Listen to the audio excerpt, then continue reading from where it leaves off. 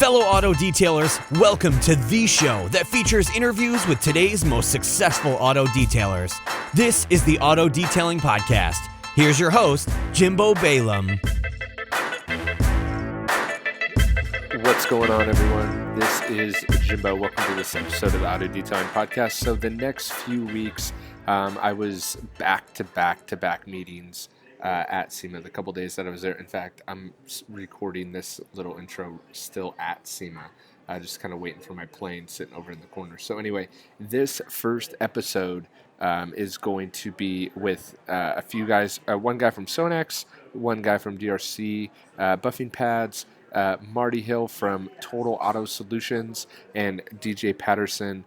And DJ Patterson is the only repeat guest. He has a couple other episodes that I definitely think you should check out. Based out of Tulsa, Oklahoma. He's got I think 3 mobile trucks out on the road, so definitely someone you want to look at. But it's really cool. We jump into this conversation about coatings, and I hope you guys enjoy it. I almost forgot. Marty Hill in this episode is offering 20% off of everything and free shipping for orders over $40. So 20% off his products at totalautosolutions.com, totalautosolutions.com, and free shipping for any orders over $40. And also, gosh, this is so cool. We just kind of are in the beginning phases of this. So if you are interested in the giveaway that we're doing at the Detailer Inner Circle, to give away 1 free year membership to the Detailer Inner Circle, I want you guys to sign up for the giveaway at wearedetailers.com, because if you're not the lucky one to win the 12 months free to the Detailer Inner Circle, we have an extremely good runner-up prize that we're going to give to everyone who's a runner-up. So maybe you'll be the lucky one to win the 12 months free. Maybe you'll be a runner-up, but we won't know that you're interested unless you enter the contest to begin with at wearedetailers.com. Trust me, you're going to want to sign up. So 2 key announcements: 20% off at totalautosolutions.com. If you don't know how to spell it, I'll link it up in the show notes. That way it'll make it easier on you. 20% off everything there, free shipping, and wearedetailers.com too. It's free to enter the giveaway. So hope you guys will take full advantage of that. All right, on to the episode. I was trying to get you in on it. Getting ready to do a thing. There's a guy over there, the bowl. You dropped your name. Are we? About Is this mine or yours? professional polishes some time ago. It's not the other customer. So maybe just talk kind of loud if you can. I put it close to you. So I'll reach forward. I'll try to talk really loud. Yeah. Is that good enough? Yeah, that's good. Because if we don't talk, double my typical. Yeah, I'll just tell him. and I can adjust it more after to turn it up a little bit. But Sorry, Vernon. I don't have a very big part, Jimbo. all right, if you're ready, I'm ready. Okay. This is how we. Yeah, all right. This is how. You ready to start? Well, I'm ready to start, but now we gotta wait for Instagram Live. So I was telling him just if you could speak up, just kind of. Just gonna reach over. problem. Yeah, or you could reach over, but not. It'll be fine. Like I said. So. Add a guest to be in your live video. You want to be added to live? Hey, this is Jimbo Balaam. Right there. We're doing a podcast for. See you later, okay? Welcome back. Tell us about your podcast. So we're doing the Auto Detailing Podcast. We're doing a random episode. I don't know what episode number this is going to be, but why don't we start by going around the table and letting everyone that can't see know who's here. So All right. we want to introduce yourself? Oh, go ahead. Starting with Oh, Joe. it's me. Oh, Yep. Joe Sabo at DRC 1000 Buffing Pads. Boom. Hi, Jason Whiteley with Sonex. What's up, DJ Patterson in Tulsa, Oklahoma, of Eco Green Mobile Detailing. I'm Jimbo with Auto Detailing. That was close. That was a very close That was one. a close one. That's not going to be pretty. That's not going to be That's pretty. a lot of no's. So we're sitting in front, or not in front, but we're sitting at the Sonex booth here at SEMA. Yeah. I just got here. I haven't really walked around at all. So Marty, we're kind of going to take the focus more towards coatings and coating prep and stuff like that, correct? Yeah, exactly. So, and I think we have a few really good qualified guys to talk, especially with pads and liquids and whatever you do. Whatever I Send do. emails. Yeah. Send emails. He's the professional. Oh yeah, you're the professional. DJ's the professional We do one. need to have a professional detailer here. He's the R&D guy. R&D. So I wear a lot of hats. why don't we just start with like what have you guys been seeing? Is there anything like, not necessarily coating specifically, but what's have you guys been seeing at SEMA that's exciting? Or what is Sonax coming out with? Did you guys release any new products here? Yeah, that's a good one. Yeah, we do have some new products. We finally did bring in a coating, a ceramic coating. Okay. It was in development for many years, and we finally did launch it this year. We have a new spray. With it, the Profiline? Yep. Is that how you say it? Yep, Profiline, yep. It's been a good seller for us. A lot of people like the ease of use, how it lays down, how it self-levels, those types of things. The coatings market, in my opinion, it's exploded. Everyone knows that. Anyone that's listening to this knows that it's exploded. And what I like about it, and I'm sure DJ can throw more into this, but what I like about it is, in the industry, the detailing industry, for the last however many years we've been detailing cars, there's been, if you can wash windows and vacuum and wash a car and do wheels, you're a detailer. Yep. With coatings, what it's done with the industry, and what I see and like, is that it's separating detailers with the guys who are truly professionals with paint correction and paint remediation. Okay. So, because when you put a coating on, and coatings have exploded, and more people are putting more on their cars and they're paying more for it, what it's done is it's allowed detailers who know how to do those types of things separate themselves from what detailers do. Because you cannot put a coating on a paint without making the paint look very, very good. Right. It's impossible. So it's allowed detailers who are good at that to separate themselves. Not only that, but it's also they've been able to monetarily expand on what they do. Forever it's, I can't get someone to spend $400 for me to buff their car. Right. Now they're getting $1,500, $2,000 because you can flip the psychology on the customer and say, look, I'm not just cleaning your car up and it's going to be dirty in a week. Right. I'm going to clean it up, make it look beautiful, and I'm going to protect it. So it's about protecting investment rather than cleaning the car. That's always been the struggle, in my opinion, for a long time. If you compare it to like the PDR industry, right? Right. So with PDR, it's always like, well, I'm saving you from the body shop, and that's going to be, $3,000, and I'll do it for $650, and it's like 30 minutes later he's done, and it's like crap. But the customer can see that of like, well, I'm saving, $2,400 or whatever. Right. But the detailing industry hasn't had that. No doubt. That. So I'm going to give some pushback on that. Just in that, I think that market's going to eventually. I think that market, the $1,500, those guys, that's eventually going to dwindle down into more of our daily driver people.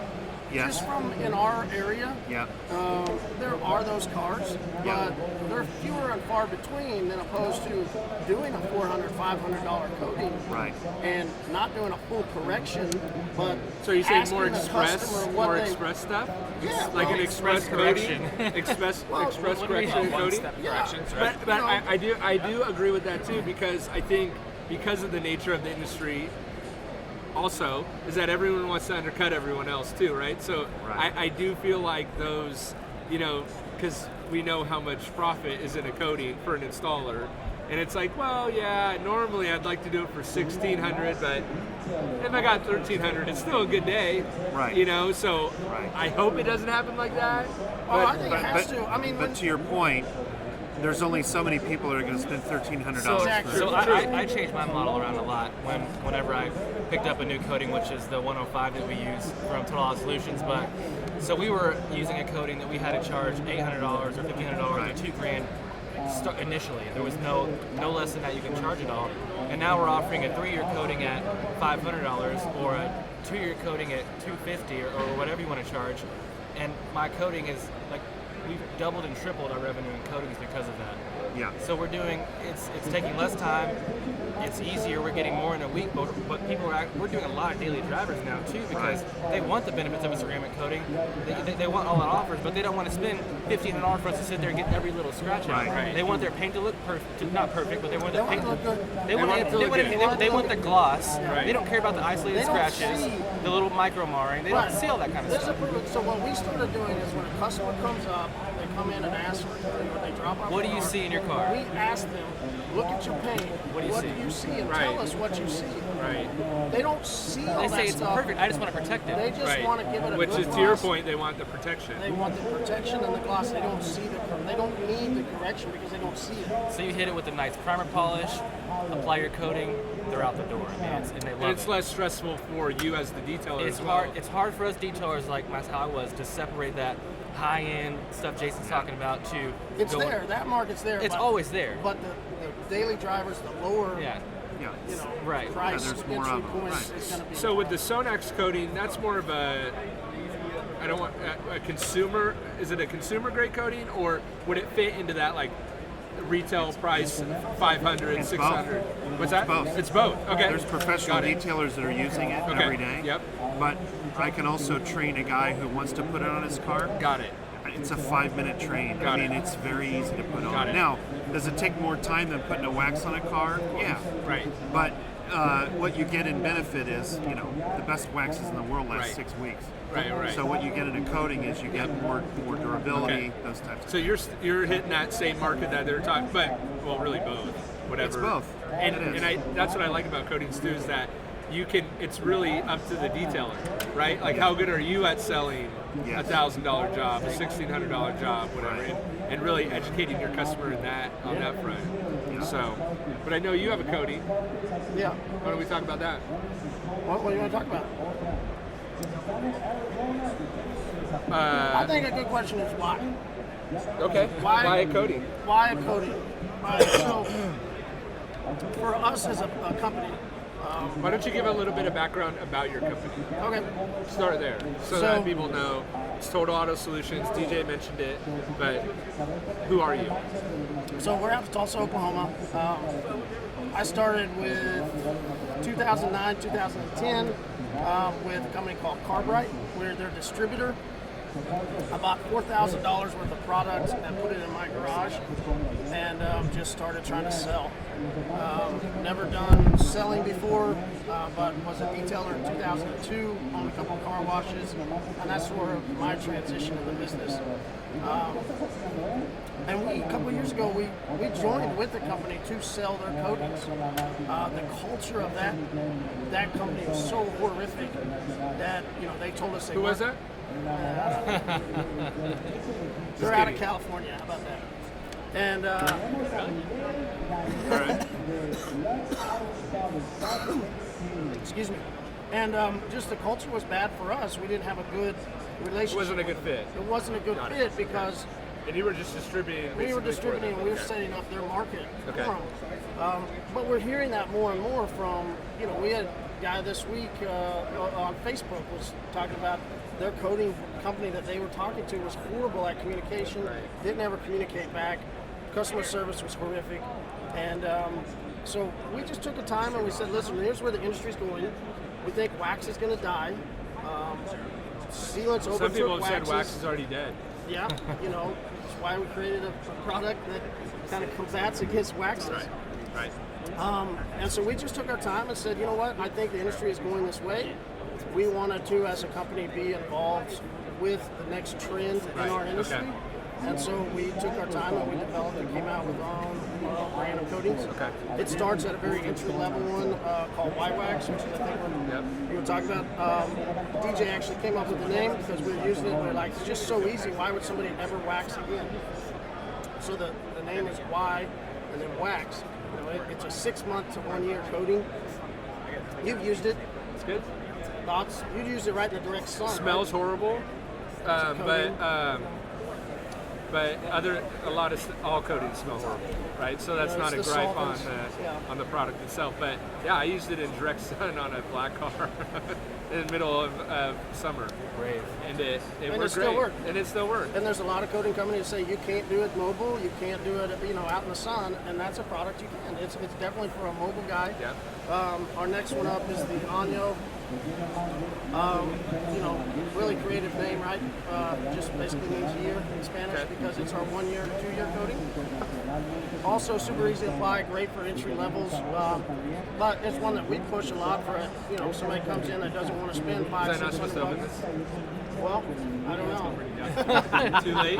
Now it's yours. I realized it when I cracked the label. I was like, I'll send you the link on where you can pay for it. My bad. And so that's also for guys that just want to get into the industry. You don't need some certification. You just need to learn how to apply it, play with the coding, figure out how to do it. And, and then CC105 is kind of our flagship one, which DJ talked about. It's our composite coating. That's a 3 to 5 year. And then you can do a layer, and, it's all inclusive, so to speak. But, I think one of the main issues right now with companies is, I joke that DJs are R&D. Sonax is 30. 30, guys- 30 are, I mean, they're 30 massive. chemists. Yeah. 30 chemists doing their R&D. Wow. DJ and I, and we have detailers that are R&D. There's it. a lot of coating companies that are just bringing in people from other industries, and they're just teaching them how to, they're not detailers, and so they're trying to just sell stuff that's not, They don't know what they're really even know. selling. We're detailers. Or the application of what they're selling. Exactly. That know the product, know how to do it, and that's our premise in business. So. I had a random thought that's kind of off topic from what you're talking about, but it still has something to do with coatings in general. And more specifically, I think the theme that's kind of transpiring is the more express stuff. And so I want to bring in pads, right? Because if we can do a better correction, to your point, faster, then that express kind of starts blurring with the full corrections, right? But if the pad technology develops with the liquid technology, or they're complementing each other, that we could be more efficient and make more money with the coatings. Are you looking at kind of R&D in the pad department as far as how can we correct paint faster? So hold on, Joe, before you answer that, I think Joe's got a cool story. How about that? We start there. Let's start Maybe with Joe's Marty story. should be the host, not me. No. I'm just saying it's a good time in that transition for Joe to talk about. He has a body shop. Chopping off his head. Oh, I was trying to get it. Oh, sure. I look good with it. Got it. High and tight. Tell us about your body shop, how you got into pads. Okay, first and foremost, I've been in the auto collision industry for about 37 years. So in the collision industry, we come from a small town, Spring Lake, Michigan. Spring Lake has a fairly affluent neighborhood, if you will. There's a lot of high-end cars. These guys and girls are looking at their cars as, I know what it looked like when it went in. I want it to look like that when it comes out. So we have cut and polished cars out of the spray booth for 37 years since I've been with them. So since that has been all rotary, right? Before the dual action and forced action machines came out, we had rotary, and you had to make it look good with a rotary machine, with an 8.5-inch full pad and no foam back in the day. So then we come in, and as things progress, we start to see in our collision world that we're not getting results because of new technology in paints. We go from lacquers to urethanes from enamels, and now clear coats, and we get into all these top coats now that are tough to polish when they lock up. We cut the conical center out of a foam pad once because the center was collecting all the compounds. And we found that it started smearing our panels when we were polishing on a rotary. With wool or this got the foam? With the foams, Okay. Not to mention any names, but they came out with the edge pads. And Aaron Krause did a nice job with his pad back when, and he was one of the guys that pioneered into the body shop world or the collision world. We used that pad quite often, but we had the smearing in the center of the pad along the panel. We couldn't see results. So we just cut the center out of our pad and said, wow, we are using less compounds. We're getting the product out onto the working surface of the pad where heat's generated, where a lot of guys don't like heat. Well, unfortunately, you got to have some heat to make product work most of the time. So the center slow moving out of the way. That's where our pad came in. That's kind of where our pads have developed from. We've had a lot of professional detailers really test and make sure that our pads are up to snuff. And if they fall apart, we went back and went to tell you we're having Velcro problems, release problems, we're having chemical attack problems on a glue bond. You know, we're having a cleaning issue when guys are using on, say, a grit guard, but they're putting chemicals in there, and the chemicals, they're saturating our pad instead of keeping it, you know, dry, and then they're not spinning them out. Or deteriorate the foam It's attacking too. the foam, it's attacking the glue bond. Okay. We're starting to see issues, so now we have a glue bond that is more heat and more chemical resistant. Got it. We've had less issues with it throughout the years. Now, you guys know that the Rupes has a blue and a whatever color it is now, but you can hardly get the pad apart, so you have to find the seam. They even make a tool to go in there to pry it off, so you can get your fingers in there to pull it apart. So the issues that we've found and tried to correct are, first off, the bonding issue, the Velcro issue, and now with the pre-polymer foams and the reticulated urethane, polyurethane foams is where we stand with our product and have had very good success. It's now Marty has we have thin pads now that are 7/8 inch thick. They're 6 inches in diameter. They fit his new machine, the Max the Jeweler, extremely well. I worked with it about 4 hours last week on a car, just with light car wash scratches in it. And I used our yellow pad on it to begin with Cut Max. I had phenomenal results with those. Best combination. With those three products. I had phenomenal results on this little Subaru. That is great results. And then I went back with a green pad with some of your 0406, and we followed up with that. And then I just said, you know what, I'm done. This thing looks so good. Jason, tell us what's so great about Cut Max. Well, the Cut Max and you mentioned the EX0406, those two products are relatively new to the Sonix family, a couple of years now, but really what separates them is that they're water-based, very low solvent content. In the past, with compounds and polishes, solvent was needed. Sometimes solvent is literally kerosene in the bottle, but it's a suspension device that holds the abrasive suspended within the liquid so that you can disperse it on the panel easily. But with the water-based stuff, what it allows you to do is it makes it more cost-effective. You use a lot less product than you would with the solvent-based products. Right, and time is money, which is sort of what I guess you're taking it as the, what's it called, express. Because I think DJ and I have decided on was it a high-end production. High-end production. Volume production. So, but still trying to, keep the it high-end instead of just straight. And where I think, and just to kind of dovetail on that, where the water-based products really, you still have to go through the steps. You have to do your cycles. You got to make sure your technique's right. There's things to that, but the ability to polish without dust. Oh yeah. And the ability to polish without getting compounded polish in your seams. Staining the plastics. Staining the plastics. Those are huge benefits and time savers too. I'm going to segue here just for a quick second. So in our collision industry, we're still there. I'm at our shop most every day. However, the cleanup after you cut and polish the car, not only the wet sand residue is what we wet sand. We don't dry sand. We wet sand everything. We use a ton of water when we're wet sand stuff. We tape off grills and that kind of stuff so things float. We have less cleanup, but some of the compounds, other than Sonix, the cleanup on it is horrendous, and it's time consuming, and you cannot give a car back to an owner with compounds on the edges that are dried, and they're unbelievably hard to get out. With their products, with the Sonix products, you don't have that. You don't have cleanup. You don't have stuff coming over the edge in a fender hood gap. And that's the benefit of having it water-based versus a bunch of kerosene in it. Even if it dries. Okay. If you leave compounded an edge or a seam, and the next day you didn't get it out, you have to chisel it off. It's hard. And ours just wipes off like wax. It's difficult. On your note, that's why I was at a dealership a couple of weeks ago. June Jones, he's the guy that runs the dealership detailing companies, and I was in, and he was doing a back trunk lid, and he was using another product from B&B Blending out in Colorado, and dust was all over the car. And I said, hey, you got some Cut Max, let's throw it on, let's just do a comparison. And knocked 2 scratches out that were still left, and then I said, look, where's the dust? Oh, I go, how much time, what do you do? Yeah, what do you do after you cut the car? He goes, I always have to go wash the car. Yeah, right. I said, how much time does that take? Oh, it's another 20, 30 minutes. Like, dude, you could save just on one product, Cut Max, save 20 to 30 minutes out of your vehicle. Time is money. That's a big advantage. And it's huge. And it's not fun to do.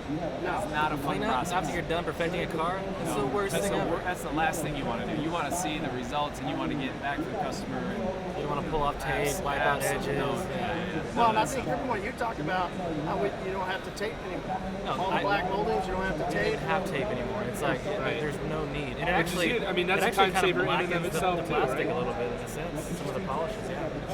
I mean, I think Jason has it when we were watching some of their lives and they talk about Cutmax. I think I remember watching one when you guys were doing some of your compounds. You dress a new pad to begin with. You know, you have to get some Priming. product Yep. primed on the pad, and then you're using 2 to 3 drops after Right. that. I mean, I could do 2 cars with this, easy, Right. in our shop. That's cutting and polishing. Wow. Now, it's difficult because now we still cut with wool in there because it's got to be super fast. Right. Because Right. they don't get paid. It's gotta- well, the it's collision gotta- world's not getting paid much money to do that stuff. So you still got to cut and polish. We hit with wool on 8.5-inch pad, but we go directly to our 6-inch pads, our DRC pads, on either a Rupes, a Flex, or the Max, as you love it. The Max is just brand new into our shop. We're really liking it. I mean, it's really working well. The other two that are forced rotation one really is our beast to go in and cut with. But our products, with Sonex products, and finishing up with his machine. Now we used to use the Porter Cable XP. Right. Porter Cable XP is besides self, but the Max is now finding its way into our shop deeper. You know, we're in maybe instead of the first stage, we're in a second and third stage. You know what I mean, to get it out the door, and it's working well. I really think the thin pads that we've come up with. That Yeah, I love the thin pads. with a jeweler, I think is working really good. And anybody who uses a DA 15 or 21, they need to use those thin pads. You know, bigger pads are just they're more for the forced And rotation. I will tell you though that the guys that are DIYs, that are garage the weekend warriors, to use our thick pads is more forgiving. Yeah. It is. They're 1.5 inches thick. They fit well on the jeweler. They fit well on some of these other machines. The backing plate's got to fit correctly. However, when you're up on a corners or you're up into a trunk lid and the top of a bumper edge, that 1.5 inch, that angle edge gives you a lot of leeway. Got it. And So you're not, your backing plate's not you're rubbing not up against- beating against okay, the got trunk it. lid. There's a lot of space there for error if you're not used to professionally using machines and doing it a lot. Got it. It gets you out the door quicker and a lot more confidence in your hands. And so I got a question, if you don't mind. Yeah, go ahead. And Jason, you can help out with this one. We were at another location here inside SEMA talking to another major chemical company, and they do not have a coating yet because I think his reason was because he said, you know, we're a chemical company, we would rather sell waxes and, you know, little stuff like that than have a coating. So it took Sonex just a little bit to come out with one, but you were really happy when they did. Yes. I remember you and I talked quite a bit about it. Right. So what made him go over the edge? I Why? think, well, at first they resisted against coatings. Yeah, most of the big companies did. And the reason was a lot of them thought, why would you put another, pseudo clear coat over a clear coat, base coat, clear coat paint? Because right now, I mean, if you look at cars that are 15, 20 years old, you'll see clear coat failure. They've come a long way. I mean, a long way. And their whole philosophy, their thought was, why the clear coats now are so good? Why do you need another layer of protection over that? Waxing's fine. Maybe a sealant is okay. And they saw the industry moving where, for them to be able to sell more of their compounds and polishes, it made sense for them to get into the coating business. So they did. Then this guy's final comment was, well, coatings, we really think it's just a fad. So is the internet. That's You know exactly what I've I already said. said, I swear. This is You something. listen to the same guy. So I was just talking to a guy yesterday at the show, and he said that I think that the random orbitals and forced orbitals are a fad. His exact words. I'm like, Oh, Like, really? how long does something last you know, to really, consider it I not said, a fad yeah, anymore? The fad is the rotaries are going away in a hurry. Right. That's all going to be there. So from a national company, when you Yeah. guys bought AutoKey, you got a lot of Yeah. influence in the industry. I'm not talking exact numbers, but where do you see the trend of waxes and sealants slowly going down and coatings continuing to rise? If the coatings continue, and it kind of goes back to what you were saying. If people want detailers, they're going to use what they can use that they can use quickly, make a car look good quickly, and they can get their money back on it. I mean, detailing is it's time and money. It's all about time. Can I make X amount of dollars per hour? If you're a smart detailer. If you're a smart detailer, that's right. That's true. Now on the consumer side, if they can keep developing those, I mean, everyone that buys a car, they want their paint to look okay, and they go, car wash. There's a million car washes out there. Why? Because they want to get their car looking clean. They have that feeling of, it makes them feel better if their cars are clean. Well, if you can develop coatings that go on easier than a wax does and makes it last longer, makes the gloss enhancement better, your color depth better, then waxes are going to go really. I mean, the guys that come up and like rub their paint because they want to feel that's fine. They like the buttery feel on there because it reminds them of their dad taught them how to use turtle wax back 4 years ago. But that is going away. The waxes are going away, but sealants and coatings and things like that are not going anywhere anytime soon. It's not a fad. 1 month, 10 years, where do waxes completely fall off? I don't think it's 10 years. It may be longer. I don't think waxes ever fall off. They don't. But you're talking about a generational thing. I really 100%. do. Yeah, it's a generation. Yeah, you'll have to educate all the people that own vehicles. Right. I mean, because there's still people that want to use carnauba wax because it's carnauba wax. And they got that mindset that their dad 40 years ago told the them, and they were 6 when they learned that, and the retraining of that is. We get clients that call and say, I want a wax. Like, no, we can give you a wax, no problem. Let me educate you on a sealant or a coating. No, I want a wax. You can get a wax out of a bucket now. In your wash. I mean, and that's what people are looking for and that are daily drivers. Yeah, but they get that for whatever reason. There's that satisfaction of rubbing that wax on the car. And that's why it's going to be a generational thing. Yeah, 100%. That's what it is. So I think you're looking. So next generation, they really start falling off. I think so. I do. I mean, 50 years ago, carnauba wax was the best thing that you could put on a car. 50 years ago, it was lacquer paints and the compound you scooped out with a tongue depressor thing and put it on your. It stunk like petrol. Yeah, and it was all. So you're saying coatings are going to start smelling better? I hope so. I don't know. I think fragrances aren't good for it, but that's not going to go away. People are going to want. They're going to want faster and gloss. And I think that's how it's going to take over the wax market. Is when it's just as easy to apply a coating as it is, the carnauba wax. I mean, if it's that easy, why wax it? I have a simple question because I don't coat. Yeah. I'm not coated. But when you're looking at a finish with car scratch or car wash scratches in them or wash mitt scratches in them and such, and you guys that are versed in the industry of coatings, how far down do you have to correct this, or can an owner take their car with something that Jason can teach them how to do it, and will it take those out? Or does it enhance them? Ask that question again. I think so. Can you basically coat over an uncorrected car? And if you do, is it going to fill in scratches? Yeah, that's a great question. That's where I feel that's where I really, my personal opinion, that's where coatings are really going to take off. Is when you don't have to correct the car anymore, and it maybe doesn't get the car perfect, but pretty dang close. And that's where I think everyone's really going to start making huge money. Because then the application of how coatings go on. So I think sprayable coatings and then fillable coatings are the next gen. Fillable coatings for sure. Fillable coatings for sure. The challenge, I don't think there's any. So if you look at the physical nature of paint, you got a base coat, clear coat. Right. So your color depth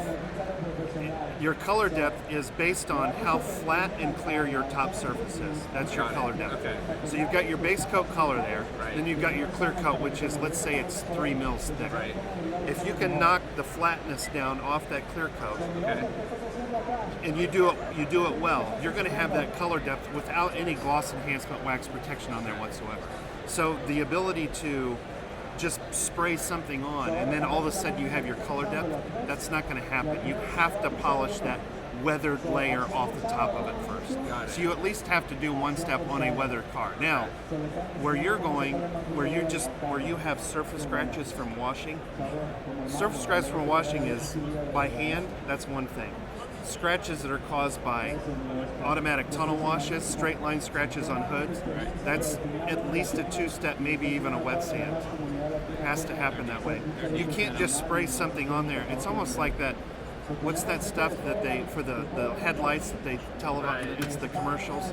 Yeah. But doesn't clear, and I'm quickly going out of my depth here, so if I ask a stupid question, just let me know, but can't you sand a car with 2,000, 2,500, 3,000 and still have those sanding scratches and clear over it and you can't see the scratches? Yes. So wouldn't it be somewhat the same idea of if you could do a 2,000, I don't know how low it goes, probably not 1,500, but Oh, you can do 400. you could do 400 and spray and clear and not see them. Absolutely. Oh, okay. Wow.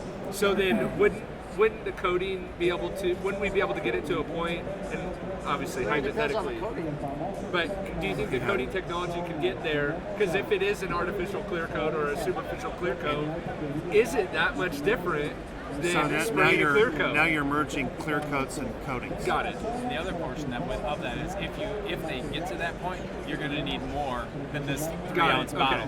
Got it. Because the Okay. building, you'd have to call it a high build coating. Got it. It'd be simple. You're going to have a product that's going to hang and it's going to suspend. Okay. And it's going to stay where you put it. Got it. You know, it's not just going to be a thin layer. I don't even know what a Got it. coating thickness is. You can't measure it. You know, I go, it's so thin because I've seen them put it on the center and then they go side to side. Right. And I go, it's spread out so thinly Right. that it's going to need to be a bigger bottle than possible. Yeah. A lot It's bigger. possible that it could happen.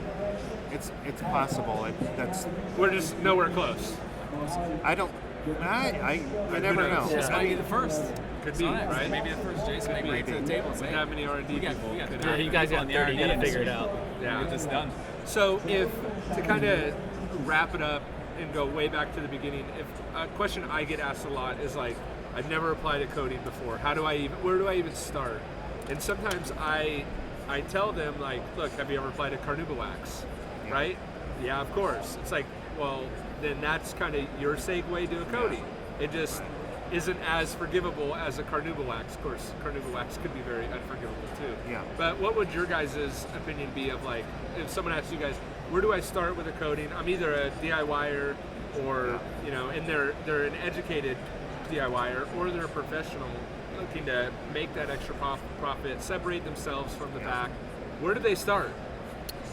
I mean, That may be a broad question, but no, I mean it's tough. where would you have them start? How about that? Well,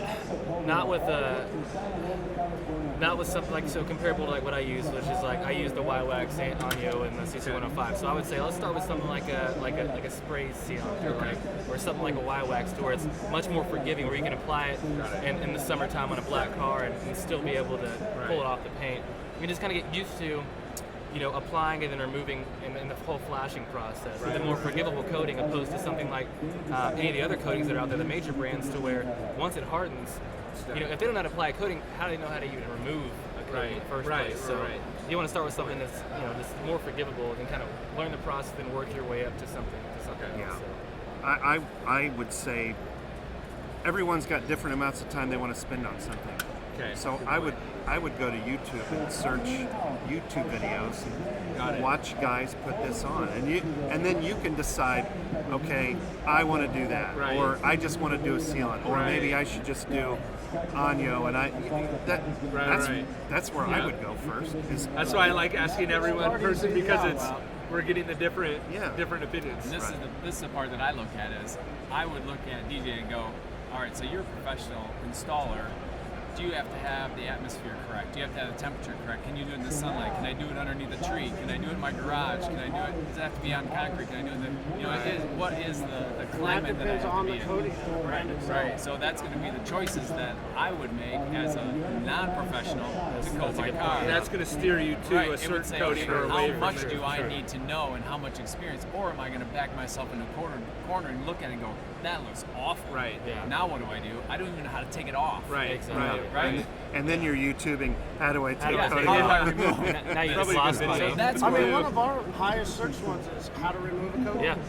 that's Right. where I would go. I would want to know how much I need, how much of there's, this knowledge there's do a I lot need too, because as a you know DIY. when we're applying coatings in the summertime and the humidity is when you're wiping it off, you have someone immediately right behind you wiping it right back off again once you apply it to the paint. I mean, it's tough to do it in humidity. So there's a learning curve. I mean, depending on temperature, like you said, where you're at in the country, like it varies. Or the world, yeah. What about you? What was the question? Oh, God. You're just as smart as I am. How does somebody get started, basically? Or what advice would you give someone who's they're at SEMA, they're either a detailer or they're a DIYer, and they're saying, hey, I've been hearing all this stuff about coatings. Like, where do I even start with coatings? Yeah. I mean, we get that, like you said, you get people asking that. So, we do a lot of Instagram ourselves. We get a lot of DMs. We talk back and forth with a lot of people. It's a great way to start that conversation. And they'll ask, we'll ask them, have you started with the coating? No. And some of the questions that we get are, don't you have to do correction? Which is kind of what we talked about earlier.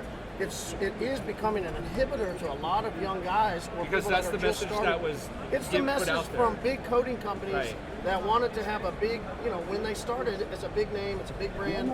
We want an exclusion type product that you have to do this, and this. Well, there's some of those great companies, detail, like DJ, great detail company. There's other ones in Tulsa. There's every city.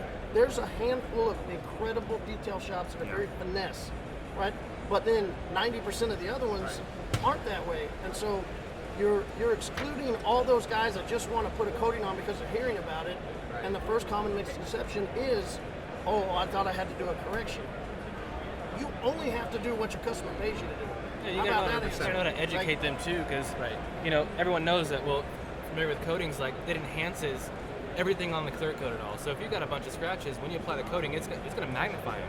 I mean, you're going to see them even more now than ever before. So you got to be able to educate your client too on and what you're about. What does the customer see? What do they want? Oh, yeah. And so I would say that's. I think that's the biggest. I agree with you on that because I see a lot of these guys that are spending so much time on a car for something that their customer never will even ever see. That's exactly what we first did because we joined with this big, massive company, and they push. But then you start getting called a hack. It's like, what do you mean you're not going to correct a car? And I've been trying to think, like, what's in it for a coating company that doesn't even have a compound or any liquids to tell the people that they have to correct it first? I'm like, I still don't even know the answer to that. Because I think it's because it puts them into a very elitist niche level. And we thought that when we first started applying that coating, we felt exactly like we were doing it when we were applying CP. We thought, it's so hard to do. We're an elitist group. We're doing something, but it was so damn difficult. It was the worst. Like your product sucks. like not saying CP sucks, but I'm just saying if the product's hard to use. Take the example of the compound. Like if it's filled with kerosene and it's hard to remove or hard to get in the cracks, it could just suck. Not saying it did, but there could be better options, right? Maybe not that it necessarily sucks because it did what it was supposed to do. Right. It was just a little bit more difficult. The process getting there was the process was harder. So CP or Opti or all these other coating companies, they could, and that's kind of my big thing of like, start with an entry level coating and then play with it and see what company you like. If you like Ceramic Pro Sport, maybe try the Pro. I don't know. Like if you like, Y-Wax. Yeah, go up to Anya. I got about an Anya for you. That I just opened. But start there. So but I do think that the trend is more so. It's still going to stay at a higher dollar amount for a while, but it's going to go move into that more express. That express or. What so back to your question. Yeah. What do we call it? High-end fleet. High-end production. High-end production. Is I would say if somebody's wanting to get started, that's the first thing they got to figure out. They just talking to people, you got to figure out how far the correction you're going to go. Right. What does the customer want? How, what can I do? That's why we love CutMax. It's why we love the X04 and the DRC pads.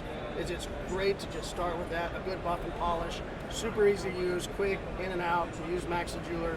And then start, like you said, start with a entry-level coating, something that's 6 months to a year, 1 year, 2 years, and just start playing,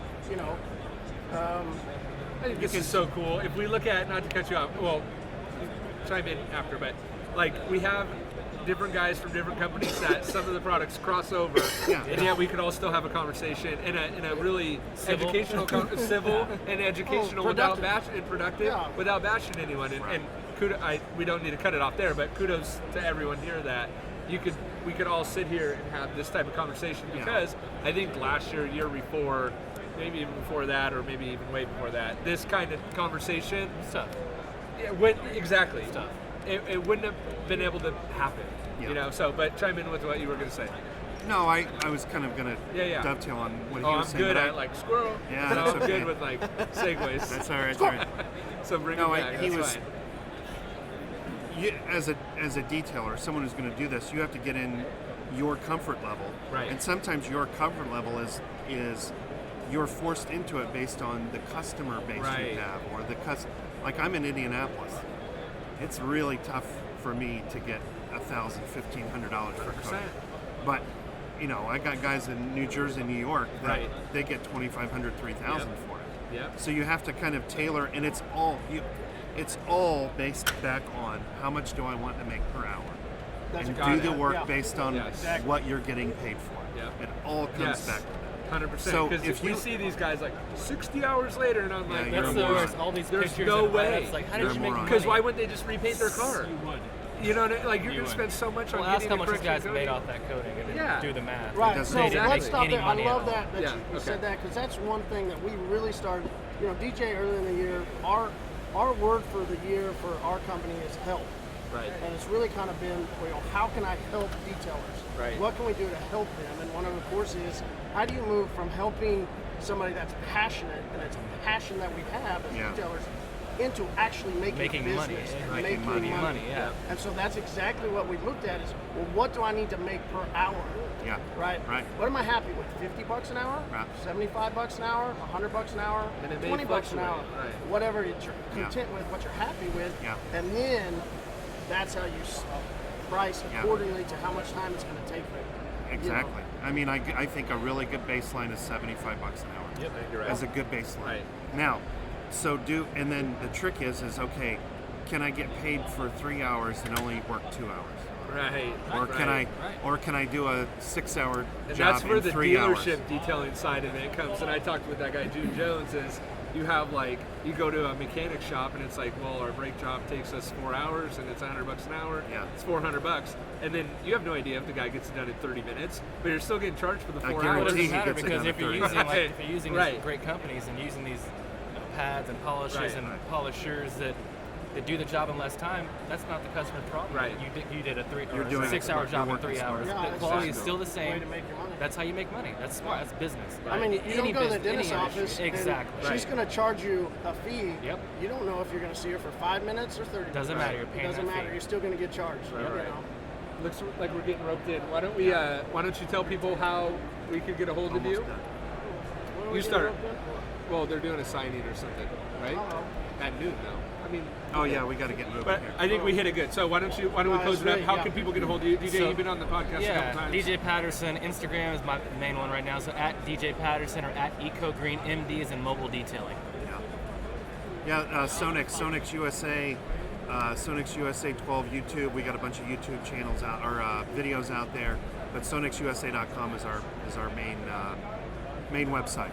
And I think the Instagram is what? Sonex USA? USA. Or Sonex. is it underscore? It's at Sonex USA. At Sonex USA? You'll find it if you type it in.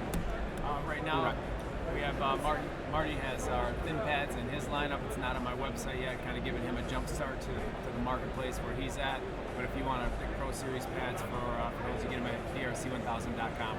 But otherwise, hit Marty's website. And that's nextlevelcoatings.store, where you can find the Cutmax, the EX04, you can find the DRC pads.